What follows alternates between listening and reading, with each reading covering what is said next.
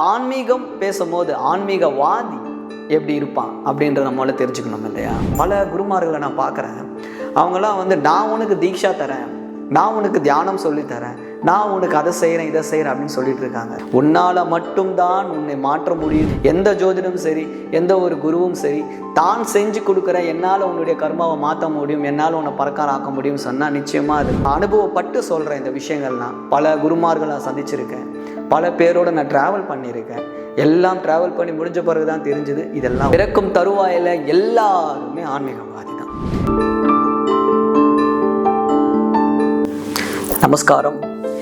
எல்லாம் வல்லிய இறைவன் பாதம் பணிந்து உங்கள் எல்லாரையும் திரும்பவும் சந்திக்கிறதுல பெருமைப்படுறேன். ஆன்மீகத்தை பற்றி நம்ம பேசணும். அப்போது இந்த ஆன்மீகம் பேசும்போது ஆன்மீகவாதி எப்படி இருப்பான் அப்படின்றத நம்மளால தெரிஞ்சுக்கணும் இல்லையா? ஒரு ஆன்மீகவாதி யாரையும் ஃபோர்ஸ் பண்ணி அவன் வழியில் கொண்டு போகவே மாட்டான்.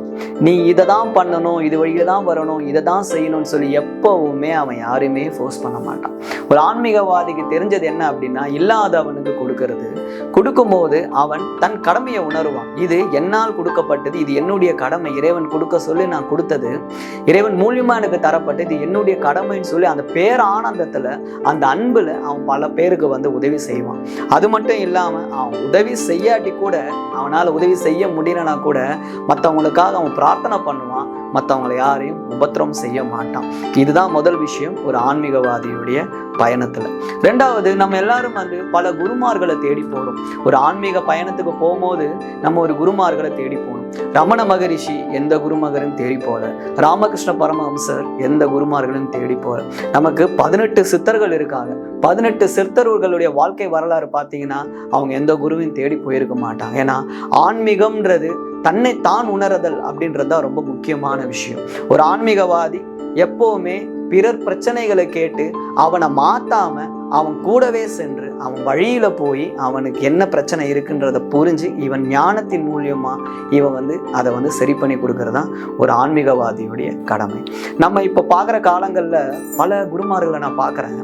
அவங்களாம் நான் உனக்கு தீட்சா தரேன், நான் உனக்கு தியானம் சொல்லித்தரேன், நான் உனக்கு அதை செய்கிறேன் இதை செய்கிறேன் அப்படின்னு சொல்லிட்டு இருக்காங்க. தயவு செஞ்சு இந்த மாதிரி குருமார்களுக்கு முன்னாடி யாருமே போவாதீங்க. உன்னால் மட்டும்தான் உன்னை மாற்ற முடியுமே தவிர வேறு ஒருவனா யாராலையும் உன்னை மாற்றவே முடியாது அப்படின்னு பார்த்தா ரமண மகரிஷியும் சரி, வள்ளலாரும் சரி, எத்தனையோ பேரை மாற்றிருக்கலாமே. எதுக்காக அவங்க மாற்றுறதுக்கு உண்டான வழிகளை மட்டும் சொல்லி கொடுக்குறாங்க. எதுக்காக அவங்க நீ கஷ்டப்பட்டாதான் உன்னால் முன்னேற முடியும் அப்படின்னு சொல்கிறாங்க. இதுலேருந்தே நம்ம உணரணும், ஆன்மீகவாதி எப்பவுமே வேற ஒருத்தனுக்கு நான் தீட்சா தரேன் அப்படின்னு சொல்றதோ, நான் உனக்கு தியானம் சொல்லி தரேன் அப்படின்னு சொல்றதோ அதெல்லாமே சுத்த பொய். யாரையுமே நம்பாதீங்க, இறைவனை நம்புங்க. நல்ல ஒரு குரு இருக்காங்க அப்படின்னா அவங்கள போய் சரணாகதி அடையுங்க. அவங்க உண்மையான விஷயங்களை உங்களுக்கு போதிப்பாங்க. அவங்க நல்ல கூற்றுக்களை உங்களுக்கு சொல்லி தருவாங்க. ஒருத்தனால இன்னொருத்தனுக்கு தீட்சா கொடுக்கவே முடியாது. என்கிட்ட இருக்க சக்தியை உனக்கு நான் கொடுக்குறேன் அப்படின்றதே முட்டாள்தான். எப்படி தீட்சா கொடுக்க முடியாது? நம்ம முதல்ல உணரணும். நான் தீட்சா கொடுத்துறேன், நீ ஒரு ஆன்மீகவாதி, நீ இப்போ இறைவனை ஈஸியாக பார்க்கலாம், நான் உன்னுடைய குண்டலினியை ரைஸ் பண்ணி விடுறேன் அப்படின்றதெல்லாம் சொல்கிறது சுத்த முட்டாள்தனம், அறியாமை. அதை தேடி பல பேர் போறீங்க. ஏமாற்றத்தில் நம்ம லகிச்சு போகிறோம். அதனால் ஒவ்வொருத்தனுடைய கர்மா ஒவ்வொரு விதிப்படி செயல்படும். அந்தந்த கர்மா என்ன அப்படின்னு புரிஞ்சுட்டு தான் நம்ம அதுக்கேற்ற மாதிரி போகணும். அந்த கர்மா நீங்கள் எப்படி உணர்றது அதை தான் நம்ம இங்கே உணரணும். ஆன்மீகவாதி சொல்கிறாரு, அவர் ஒரு குரு, பெரிய குரு, அவர் எனக்கு இந்த மாதிரி பிரச்சனை இருக்குது சொல்கிறாரு. இருக்கலாம், உங்கள் ஜோதிட துறையிலையோ உங்கள் அஸ்ட்ராலஜிலையோ அந்த மாதிரி விஷயங்கள் இருக்கலாம். அவங்க அதுக்குண்டான சொல்யூஷன்ஸ் உங்களுக்கு சொல்லித்தரலாம். ஆனால் அவங்களால் அதை பண்ண முடியுமா? அந்த கர்மாவை நிவர்த்தி பண்ண முடியுமா? ஆனால் கண்டிப்பாக கிடையாது.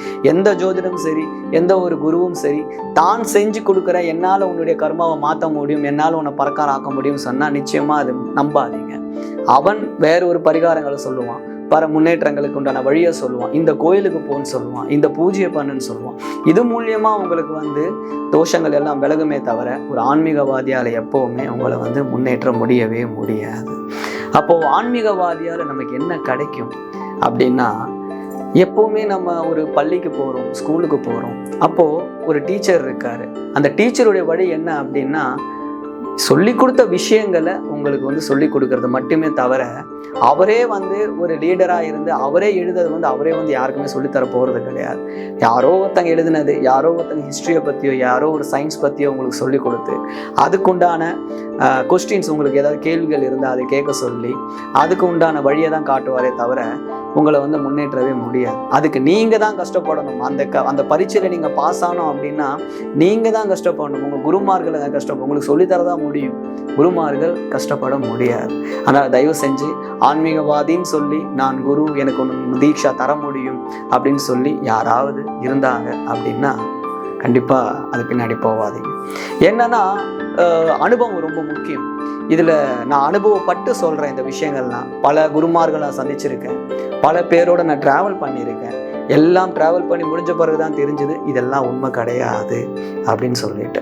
அதனால் ஒரு ஆன்மீகவாதி எப்படி இருப்பான்னா, தனக்குன்னு எதையும் வச்சுக்காம அன்பை மட்டும் மனதுக்குள்ளே வச்சுக்கிட்டு பிறருக்கு உதவி செய்வான், பிறருக்கு முன்னேறத்துக்கு உண்டான வழியை சொல்லுவான். தவிர அவன் ஒரு வழியை போட்டு கொடுக்கவே முடியாது. நீ இப்படி இரு, இப்படி பண்ணுன்னு தான் அவன் சொல்வானே தவிர நீ இப்படி தான் இருக்கணும், இப்படி தான் பண்ணணும் அப்படின்னு சொன்னால் அவன் ஆன்மீகவாதி கிடையாது.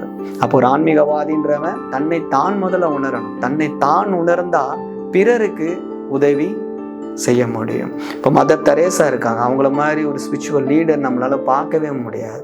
அவங்க வந்து தன்னுடைய கிறிஸ்துவத்தை பற்றியோ வேற மதத்தை பற்றியோ அவங்க போதிக்கவே இல்லை. அவங்க போதிச்ச ஒரே விஷயம் அன்பு, லவ், பீஸ், அது மட்டும்தான். அந்த ஒரே காரணத்துக்காக தான் நாம் இப்போ இங்கே மதர் தெரேசாவை பற்றியே பேசிகிட்டு இருக்கோம். ஸோ இந்த மாதிரி நிறைய குருமார்கள் இருக்காங்க, இல்லாமலாம் கிடையாது. எவ்வளவோ எண்ணற்ற குருமார்கள் நமக்கு வந்து நிறைய வழிகள் சொல்லி கொடுத்துருக்காங்க.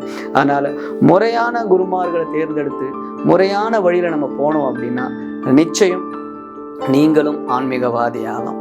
அது எப்படி அப்படின்னா, ஆன்மீகவாதின்றவங்க பிறக்கும் போது எல்லாருமே ஆன்மீகவாதி தான். பிறக்கும் தருவாயில் எல்லாருமே ஆன்மீகவாதி தான். பிறந்த உடனே ஒரு வருட காலம், ரெண்டு வருட காலம் நீங்கள் பார்த்தீங்கன்னா அந்த குழந்தைக்கு எதுவுமே தெரியாது. ஹாப்பினஸ், சாந்தி, சமாதானம், பீஸ், இது மட்டும்தான் அவனுக்கு தெரியும். வேற எதுவுமே அந்த குழந்தைக்கு தெரியாது. ஏன்னா அவன் அந்த நொடியில வாழ்றான், அவன் ப்ரெசன்ஸ் ஆஃப் மைண்ட்ல இருக்கான், பீஸ்ஃபுல்லாக இருக்கான். அந்த இடத்துக்கு நம்ம வர ட்ரை பண்ணணும். பி இன் திஸ் மினிட் அப்படின்னு சொல்லுவாங்க. இந்த நொடி, இந்த நேரத்தில் அவன் வாழ்றானோ அவன் தான் ஆன்மீகவாதி. அதனால இளம் பருவத்தில் நம்ம எப்படி இருந்தோன்றதை மனசில் வச்சுக்கிற நம்ம இளமை பருவத்துக்கு போயிட்டு முதிர்ச்சியான காலங்கள்னு ஒன்று இருக்கு இல்லையா, அந்த முதிர்ச்சியான காலத்துக்கு உண்டான அனுபவத்தை சேர்த்தோம் அப்படின்னா உண்மையான நிலையான ஆன்மீகவாதியாக ஆகிறோம்.